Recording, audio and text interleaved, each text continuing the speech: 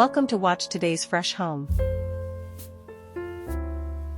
Emerging from a collaborative approach, 116 Edward is an exemplar custom-built home from Urban Habitats.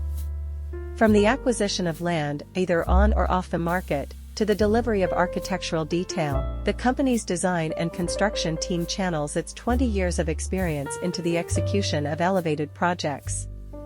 Situated in the Adelaide suburb of Norwood, 116 Edward is comprised of two contemporary two-story homes. Originally purchased in January 2020, the project was recently completed in April 2022, having required the demolition of a pre-existing, dimly lit 1950s dwelling.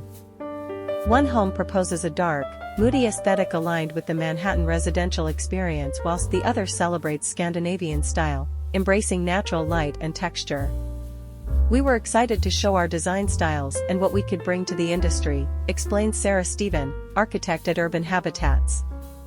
The project presented both the design studio capabilities while also continuing to show the construction team's highly efficient, detailed and quality-focused capabilities, adds Jock Merrigan, managing director of Urban Habitats.